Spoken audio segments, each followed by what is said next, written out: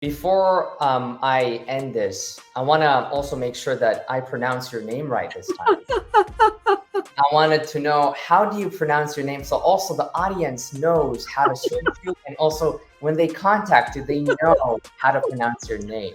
I'm laughing because what the people listening don't know is that we had a mistake in pronunciation at the beginning. So this is now going to be a forever joke between the two of us. Today's interview is with Lanie Denslow, a leading author, speaker, and expert in the intercultural training in global business practices. Lanie's extensive experience in understanding how culture shapes business protocol has made her a sought-after leader and advisor navigating the complexities of the global business environment.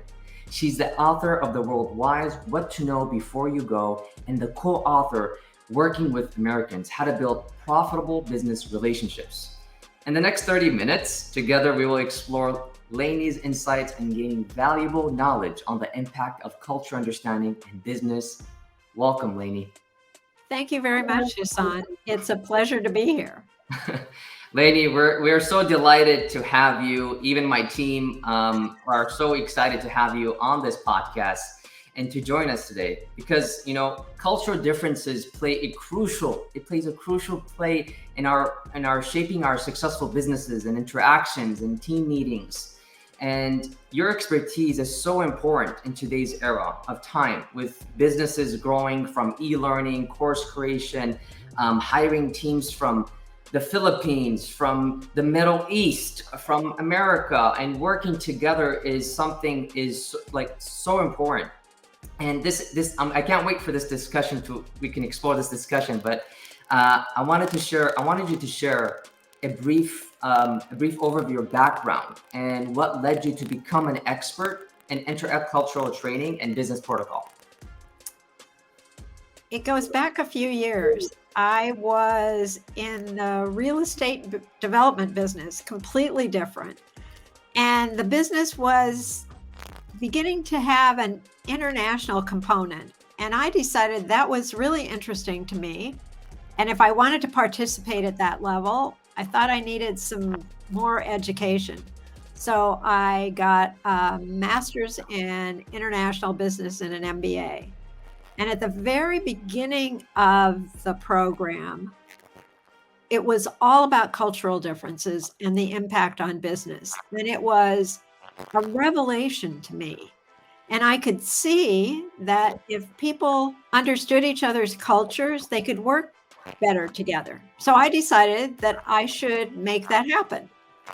Meanwhile, as I was starting to do some consulting and speaking, I got recruited to be the director of international affairs for the Fashion Institute of Design and Merchandising, private college based in LA. My boss said, Lanie, there's nothing more global than fashion and retail, so this is where you should be. And it turned out to be an extraordinary experience of working with people from all around the world. And then a few years ago, out of 10, I decided that I'd done enough student travel. Time to just focus on protocol and cultural intelligence, cultural awareness, whatever you want to call it. And that's how I came to be on this podcast with you today. Thank you so much, Lanie, for saying that. I wanted to know more about how has your work evolved since we last spoke? Well, we talked about it's been months since we last spoke, which is hard for me to imagine, but it's true. And I've had some interesting opportunities over the last few months. Most recently, I did a dining etiquette business survival skills training for 42 interns for a big accounting firm. So that's the protocol side. And then tomorrow, I'm going to be meeting with startups from Italy who are interested in how to do business in the US. So it's always a combination for me. And that keeps going, which I love. That's awesome. That's exciting. Are they all from Italy?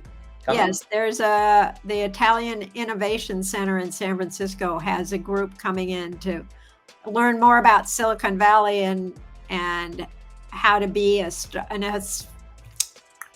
effective startup.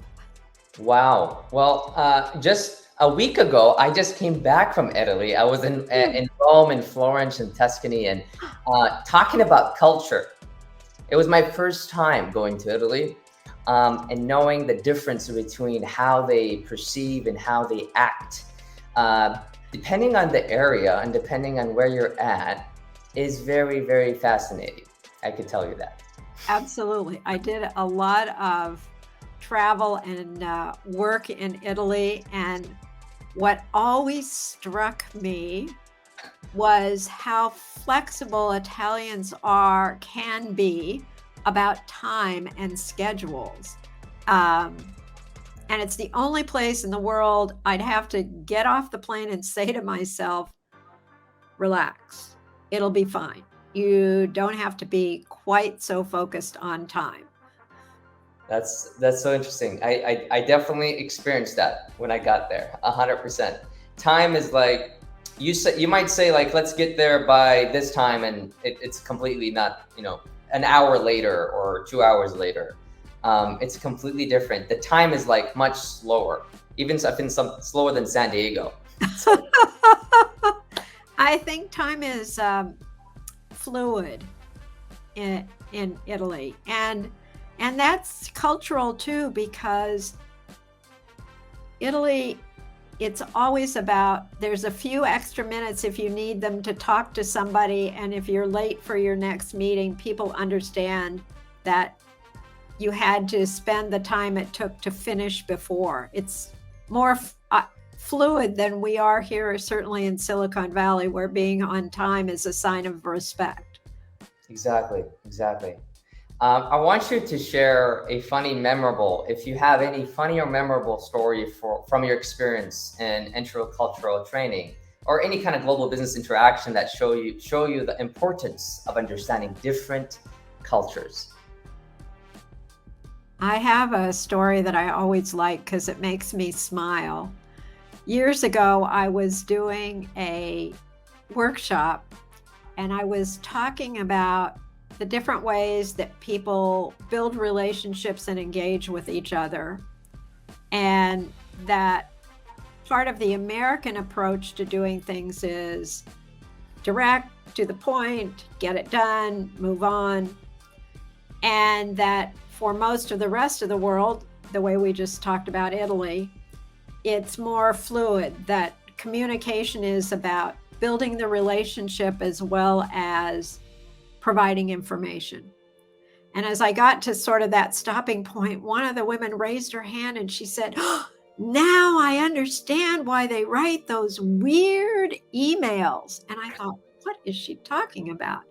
And she went on to explain that she, an American based in Washington, D.C., was working with a team in Brazil. Wow. And when she'd write to them about something she needed to know or what they were working on, the email that would come back would also say, "How was your vacation?" Or, "My kids are doing really well in soccer. How are your kids doing?" And sort of that, what we consider a little bit of a chat. And then they'd answer the business question. And she said, "Now I see why they write about vacations and kids' soccer. It's a way of having a conversation, building a connection." Okay, Wow. I can work with that.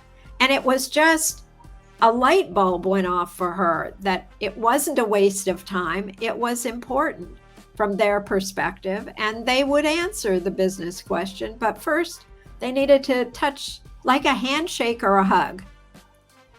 Wow, that's a complete different perspective that you just gave. I'm Yeah. not quite sure if the audience who are listening have heard that, but you gave a complete different perspective around just just understanding, just understanding. That's the topic of understanding. That's awesome.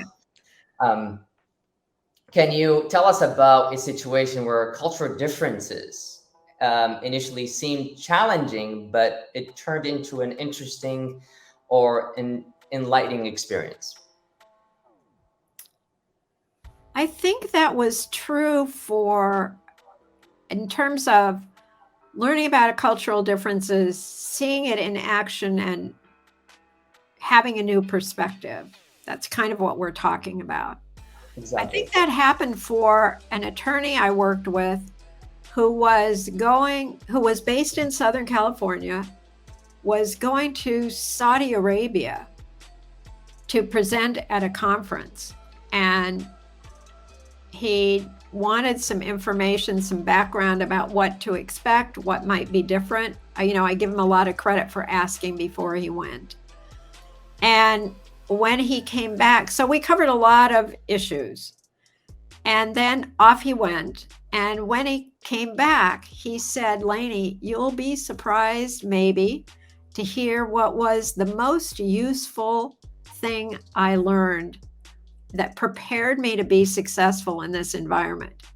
And he said, you told me not to initiate a handshake with a woman. That in Saudi Arabia, for many of the women, they cannot shake hands, touch somebody. I'm speaking to somebody who knows this. So Yes. with a man that's not part of their family, right?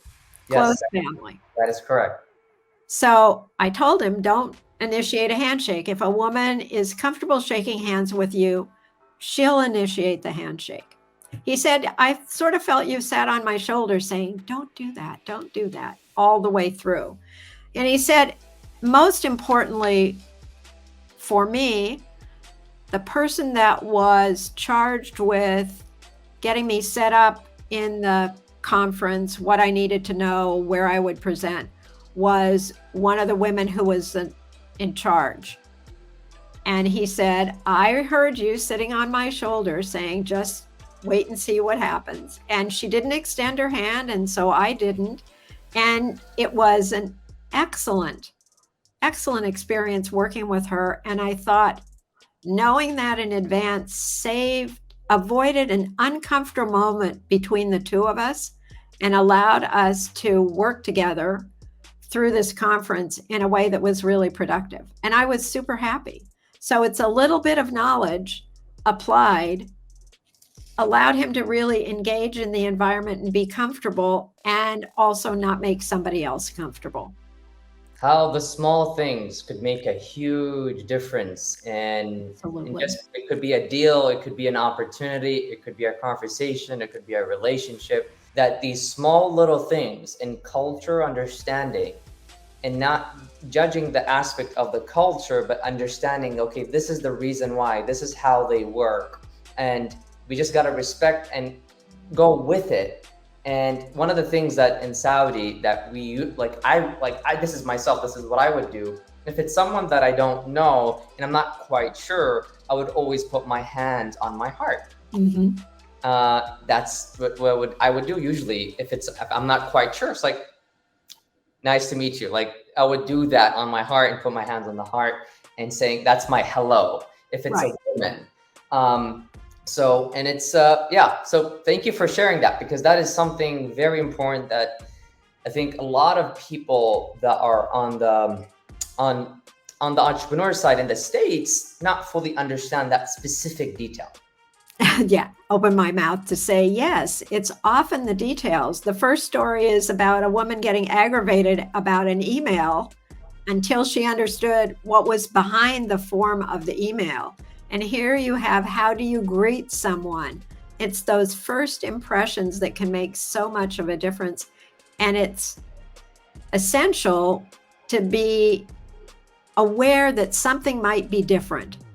If you can begin with something might be different and be curious about it, I think you are always ahead of being able to work with the cultural differences. 100%. 100%. Thank you for sharing that. Now, I want to go and talking about other examples in business. And you could bring up examples around sales, leadership, hiring, because the example in real life business situations that we go through with cultural understanding is it plays a big role. And if you could give me some examples that you have, gone through, how did the situation with cultural understanding play a big role? how did it impact the main outcome? If it's a sales position or sales culture or leadership culture or whatever that could be, if you could share something with us. I actually think I want to share a story about a major company and how their business overall was impacted by lack of cultural awareness. And that's a story, a famous story about Walmart, who is a company that is really global. They're in, I think, 20 countries, but they're not in Germany, but they were. 2006, I think. I just looked up the dates. They went to Germany as part of their expansion, but they neglected to address some of the details of the German culture. And there were other things in the economy that happened for them, but a couple of the cultural things really made a big difference in a sales setting, because customers who don't like how they're treated do not come back. We all know that. So they tried to import to Germany the American way of making people feel welcome and at home. So they had greeters at the door, which, Walmart greeters, which wasn't so well received. But part of what it was is that they trained their people when they checked out the customers to be friendly. Think about the last time you were at Walmart, or I was thinking I was at Trader Joe's. They ask you, did you find everything? How are you doing today? Nice. And the German people said, I don't like people flirting with me when I'm buying my groceries. And the one that I thought was the most unusual from my perspective, would have not been something I thought about, is that once Germans pick up things and put them in their cart, then the perception is those are my things. They are no longer the store's things. So in the days when checkout clerks used to empty take everything out of your basket, they said, I don't want strangers handling my stuff.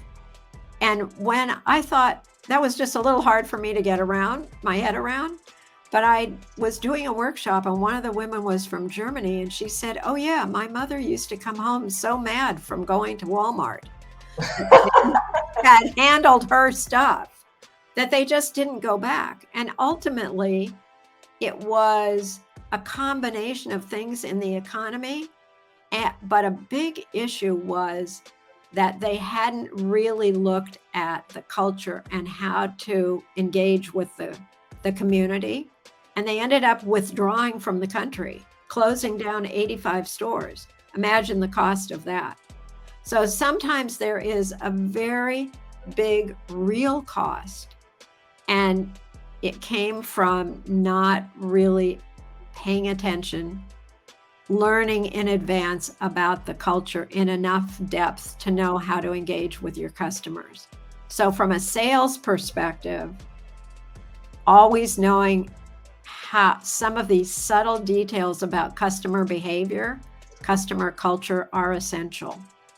So taking the time to just do a little bit of research of understanding where's the person that I'm talking to, what's their background, and knowing what cultures, even if they're in America, if we just maybe understand a little bit of their culture, that could basically build a good connection within the conversation itself.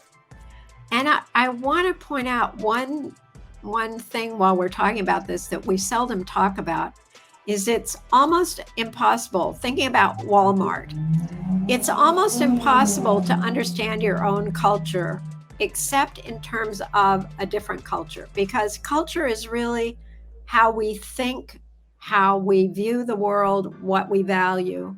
Somebody said, a researcher said, it's the software of the mind. You just know this is the way we're supposed to do things. And for every company, every country, there is a certain culture. And you don't walk around thinking, well, I believe it's appropriate to be absolutely on time because that's my culture. You just know that if you live in Silicon Valley, it's the right thing to do. So I think that's one of the challenges is we aren't aware that we have a culture. It's hard to be mindful that other people have a different culture, a different way of thinking about things. No, 100%. And what would you suggest for someone listening to this? How could they prepare better for this process? It begins with holding the idea that you should be curious to see if there is something different. If you're going to join a team and the team is based in Belgium, approach it first with the idea of, okay, it might be different, and then where might it be different? And when you encounter something that makes you think, why in the world would they do it that way? To take a minute and before you lose your mind and start thinking about what idiots they are, to actually step back and say, is there something cultural going on? And if so, is there some way we can bridge how we see this differently? How long we think it takes to answer an email, what the form should be, how the customer is likely to behave. I think it all begins with being awareness that there might be differences and being curious to see if you can identify them and then figure out how to bridge them. That is so important. And it's like, I mean, the things that you're just saying, it's not an easy thing for a lot of people to think about or prepare for or actually do. Some people are naturally understanding based on their background and based on their culture. So it's a very, very good point for someone to really understand this specific thing. But in the same time, it's difficult. Do you think with the new generation that like our new era, are they going to understand this quicker because of social media, because of digital marketing, because of what's happening in the world? 50-50 guess. I think that there's a lot of research that says that the upcoming generations are more open to the world, more accepting of differences in people than maybe some of our more senior leaders have been, and probably more curious maybe. But it's all depends on the individual. It's a very personal, how do you react when things are different than you expect them? And can you take that deep breath that's required and say, what's going on here, before you lose your mind because they're doing it wrong, which is a normal default position. But I am optimistic about the coming generation being all over the world, being more engaged and able to engage in ways that we weren't even a few years ago. Yeah, no, 100%. I mean, just replying to an email, someone could be saying something, and the other party could be saying like, "This person is really rude. I can't believe they said that. Can you believe that they just said that?" And now they're creating all these stories that could be actually not true. It's just the way of the culture is. And the way our maybe sometimes are bold. I mean, some people sometimes are bold.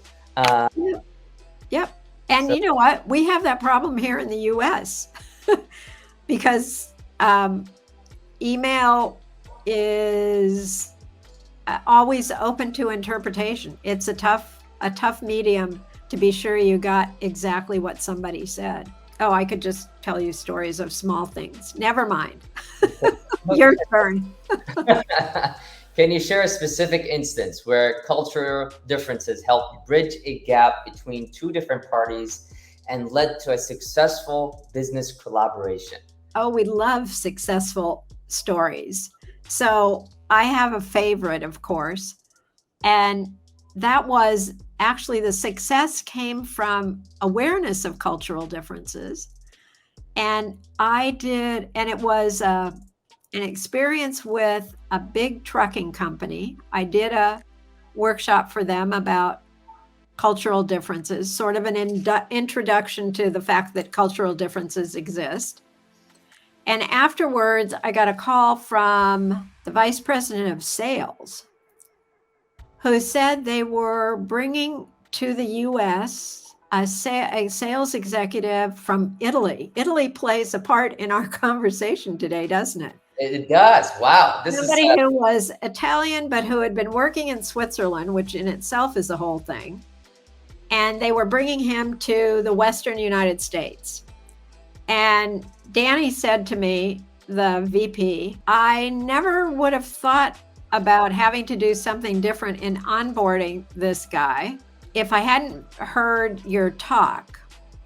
And now I'm wondering what we can do to make sure that the cultural differences don't get in the way of him being successful.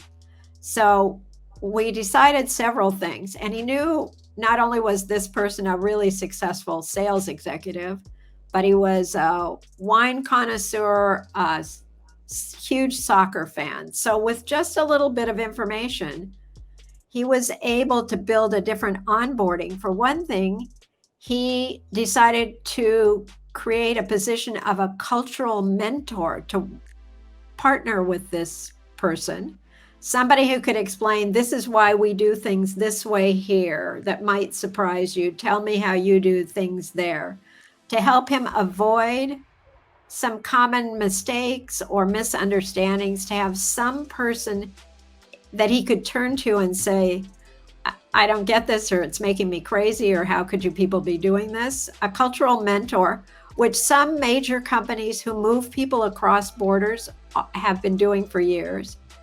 And then to make a strong statement that things you care about are available to you in this environment. We decided that for his hotel room when he arrived, there would be some Washington State wines and some swag and tickets to the professional soccer team. So it was about recognizing that there were going to be cultural differences, probably some bumps in the road, but trying to set a really welcoming foundation that would allow them on an ongoing basis to bridge those differences. And I did hear that after he first arrived, all those things started things off well. So that's my answer, is that was cultural differences, hoping to avoid the friction that can happen, building understanding right away. Wow. And the person that came to you and just come to an understanding, what kind of mindset? Because it comes down to this mindset of someone has to understand this thing called culture and understanding and misunderstanding. What kind of mindset do we have to kind of understand that? Well, first of all, you have to have the understanding that there are such a thing as cultural differences. And that's the beginning. And then it was a mindset of, okay, I can see their cultural differences. I can see this could be challenging in trying to work and understand the differences. So let's make sure that we find a path. And I think that part of the mindset is Danny was for himself curious. Now that he knew there was something about cultural differences, and he could have seen some examples in the workshop, he was aware and curious for himself to see what they were, and proactive to make sure, to the extent he could, that they didn't derail what he saw as a really positive hire coming into a new environment. So I think it's about being curious, being open, and willing to explore, willing to see the differences and not lose your mind right away. Awesome. I mean, those specific things of like these details are so important for us to, before we go into a meeting, before we talk to a prospect that could lead to a good opportunity, or it could be a relationship, or it could be an email. And being proactive of knowing, okay, how could I create this understanding? Because the next topic that I would love to get into is discussing cultural misunderstandings, because there's so many ways of misunderstanding someone or a team, depending on where the whole team is from. If all of them are virtually or in person, So it's really interesting. Can you share some examples of cultural misunderstanding you have encountered a business and how it basically evolved? What lessons were learned from it?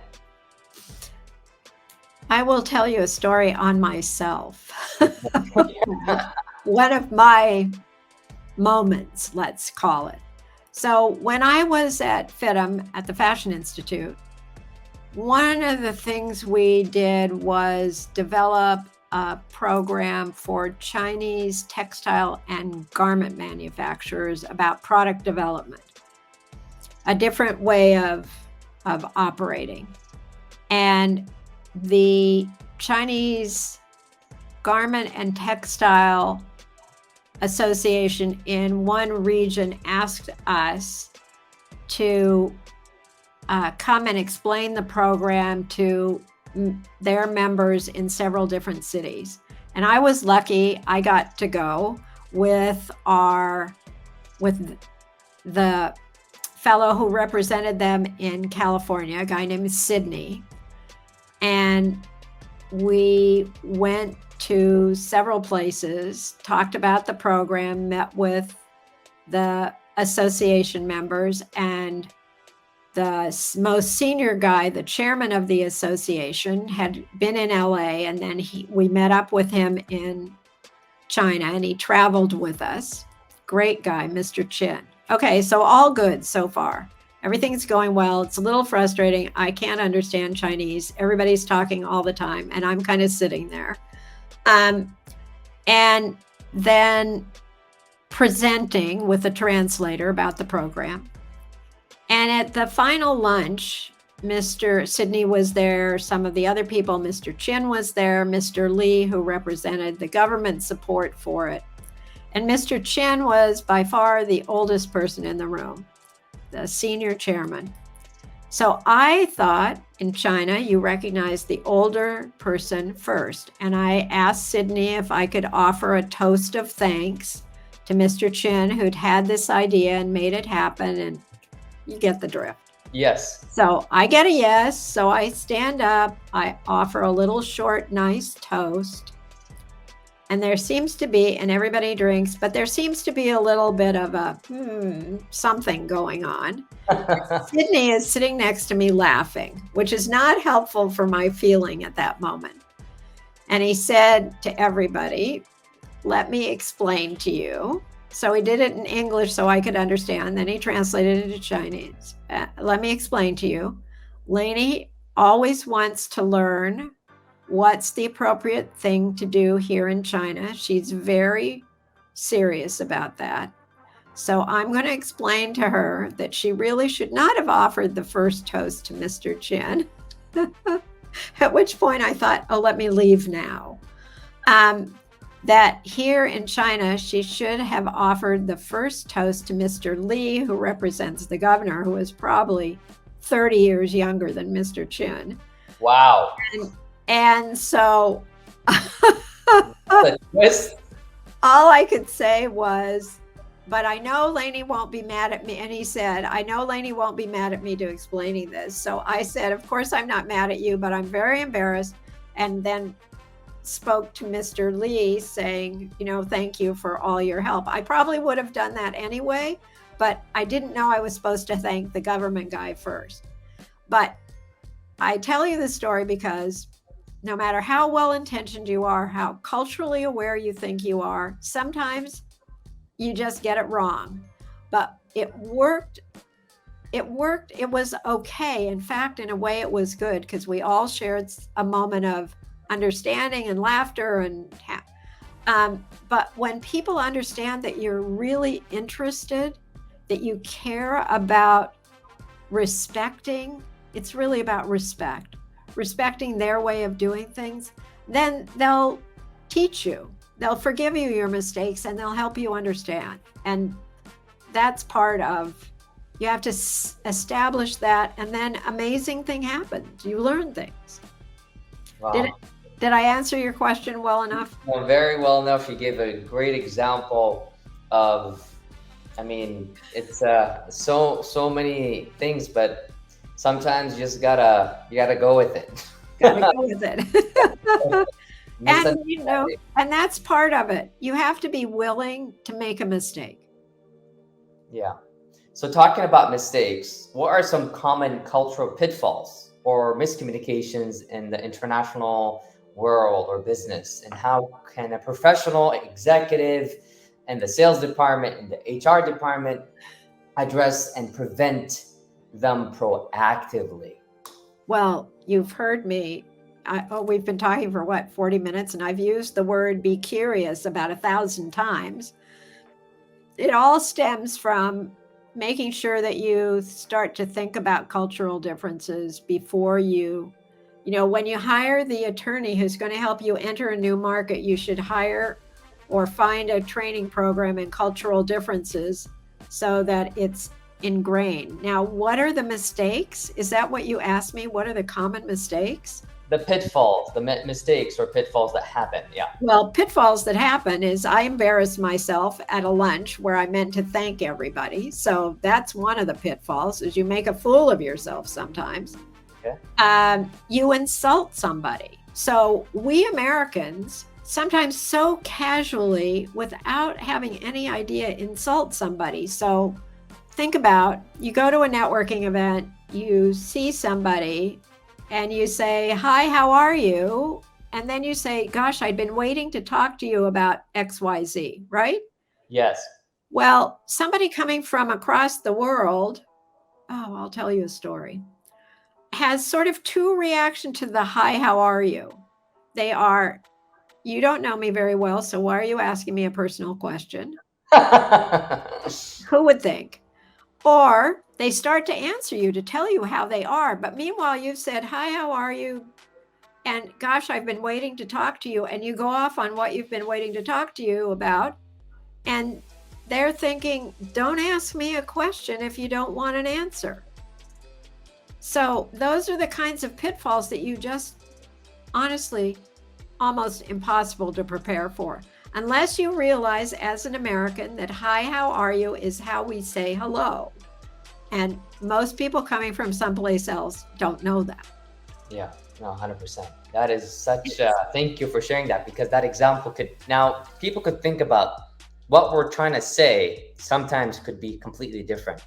But let's go back in another direction. One of Sure. the things that is important to know about is how people feel about being compensated, so that if you're becoming a global company, you really have to do some serious thinking about your compensation, because in some cultures, the team gets compensated for work being done. If you're coming from an American perspective, we're always thinking about who's the star, who gets the big salary. I'm thinking we're talking NBA draft time. So I'm that stuff.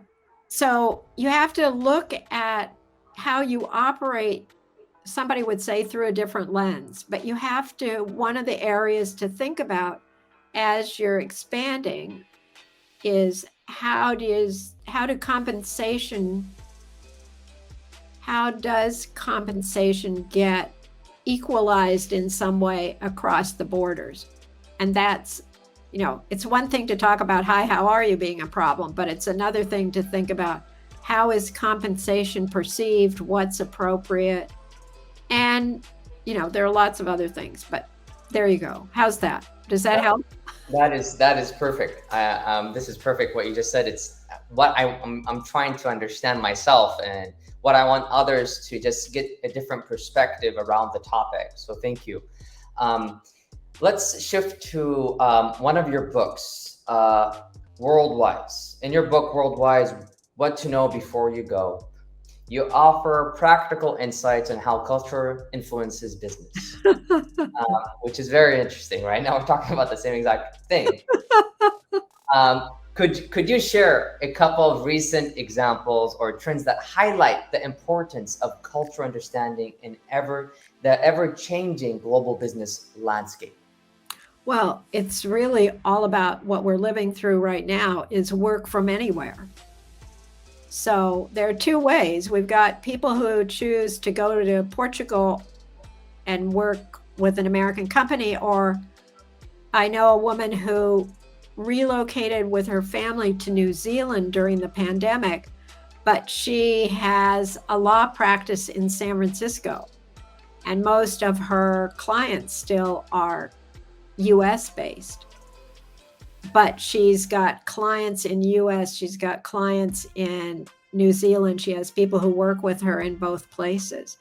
As people spread out around the world, it's hard to overestimate the importance of being culturally aware.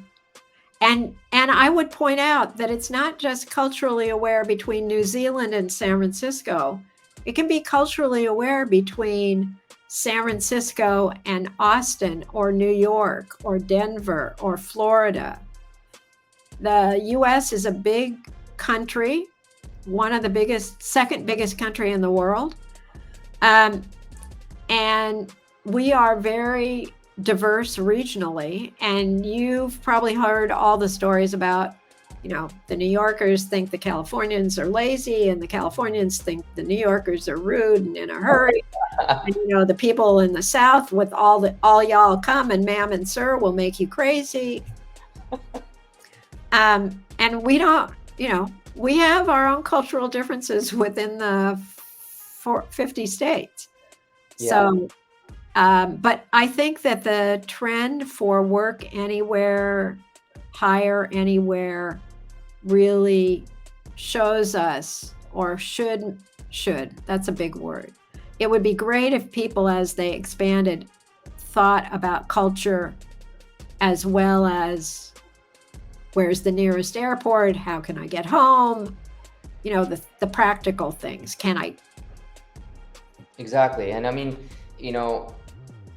there's a lot of companies that hire outside of out of their region, because of cost or whatever that is, or the skill set. And maybe the skill set to hire someone here in the States is much more expensive, and maybe it's better for us to hire out of the States so that we could work with cost, and they would hire different cultures. So that comes in place, right? Sometimes. And I think before someone does that, if they're not fully understanding of the culture aspect, or the understanding and the misunderstanding, where should they actually, what could they read? Could they read your book and get an understanding? Of course they could read my book. What am I going to say? No? I mean, they can read my book. They can do a Google search about culture in whatever country they're going to be going. There's lots of material online. There's some big companies that do training for big companies. There's solo practitioners like me that do training. So it's not as though there is no availability. There are lots of books on Amazon as well as my book, which I think everyone should read, of course. But more seriously answering, it's starting with the idea. I just talked to a client who said, oh, by the way, I'm going to go work with our team in India. I asked her if they'd ever done any cultural awareness. No. Oh, that's so interesting. Like, hello. There's lots of ways to get the information. Yeah. Call me. I'll help you.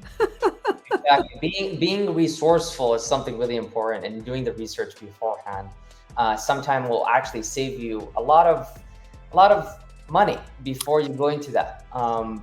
Just remember Walmart. Yeah, 100%. In your book, Exploring, you co-authored a book, Working with Americans, How to Build Profitable Business Relationships specifically. As I myself, I'm in the relationship world a lot, focuses on American business culture. What are some key cultural characteristics or business practices that the international professional should understand when collaborating with Americans? There are several. Let's start with relationships, because you and I both are of the mindset that relationships really are the key to doing business. 100%. And a lot of people have formed opinions. They've seen movies, they listen to music, they're online, they're Facebook friends, LinkedIn connections, that they know exactly what to expect with the Americans. And I always like to tell them, don't believe everything you see in a movie.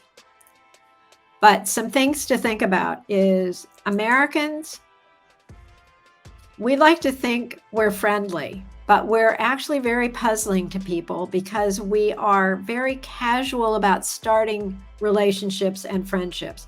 One great thing about Americans is we come to a new relationship, a new connection with the idea that we're going to like you. We're going to enjoy doing business with you. This is going to be a good experience for both of us. But often we build our relationships while we work with you. In most parts of the world, there has to be a relationship before there can be business. So Americans can be puzzling in that way. And we can be challenging because we meet you. So another story, an attorney from London coming to San Francisco comes, gets settled in, goes to a meeting with a bunch of other attorneys. They're all very welcoming. She feels wonderful. And they say, this is great. We're so glad you're going to be here in the community. We'll enjoy working with you. Let's get together. Let's have lunch. I'll give you a call. The meeting ends in the afternoon. She goes back to her office feeling great, waits and waits and waits till 9 o'clock that night for that call. I'll give you a call, they said.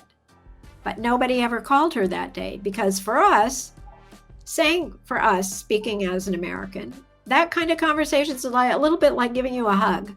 Oh, I really like you. I'm so glad you're here, but I know you're busy. I'm busy. So call me or I'll call you and we'll get together. And we say it over and over. So the American style of relationships, that they are fluid, transactional, some say superficial. Americans have a very small, close-knit group that they're connected to and a much bigger group that they are loosely connected to. We talk about my friend at the gym in the days when we used to go to the gym, my friend at my daughter's school. So relationship building is very different here. So that's one thing. Yes. Yeah, we're open and optimistic that we'll like you. Relationship building is different. We are a big, diverse country. What else should you know? That we can be very direct and at the same time very indirect. So for young companies coming into the environment, pitching their ideas, they go to a pitch, they hear Americans say, oh, fabulous, really interesting idea. You're laughing, you've heard a lot of these, right? Yeah. They're really great ideas, we love it. And then a consultant with a Swiss group said to me, they walk out of those meetings and they just expect the check to come. And she said, I have to explain to them that Americans are very polite and enthusiastic, and they may think your idea is fabulous, but it doesn't mean that they are anywhere near ready to write a check. So we can be very confusing. That is so true, though. I know, it's true. And it can be so hurtful if you walk out thinking, you know, as somebody said, it's not serious till they ask you hard questions. So learning that American way of, I don't want to do it, saying it directly versus being polite and enthusiastic can be hard to manage. And we talked a little bit about time. We talked about relationships. One thing that is very positive about Americans, and that is our capacity to think that failure is okay.